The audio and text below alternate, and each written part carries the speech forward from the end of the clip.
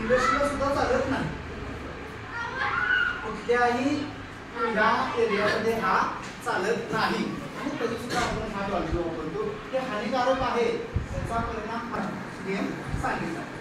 आता 75% noise pollution म्हणजे ध्वनी प्रदूषण जे होतं, ध्वनी प्रदूषण हे 75 जे गाड्या वेगळ्या सगळं वेगळं म्हणजे 75.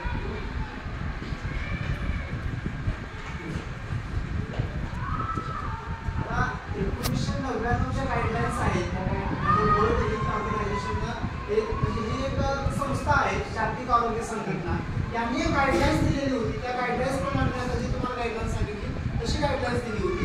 त्या गाईडलाईन्सच्या बाहेर जाऊन ज्यांनी डॉल्बी वाजवला त्या डॉल्बीच्या आवाजाने बघा इथं अंदाजे 12 कोटी लोकांना ऐकायला मिळालं. एक आकडा कधीचा आहे हा? 12 कोटी लोकांना आवाज ऐकू येत नाही, व्यवस्थित ऐकायला येत नाही.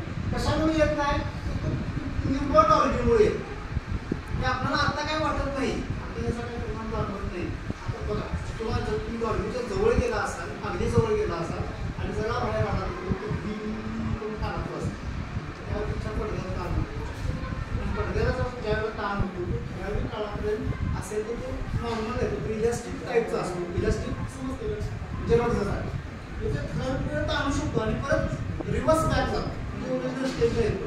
पण जर तो कंटिन्यू राहिला, म्हणजे कंटिन्यू डॉल्बीजवळ तुम्ही तासभर राहिला तर एका तासानंतर तुमचा ते ताणलेला जो पडदा आहे तो पडदा तसाच राहतो.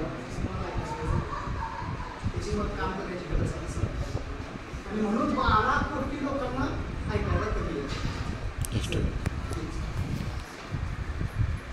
आता याचे परिणाम मी तुम्हाला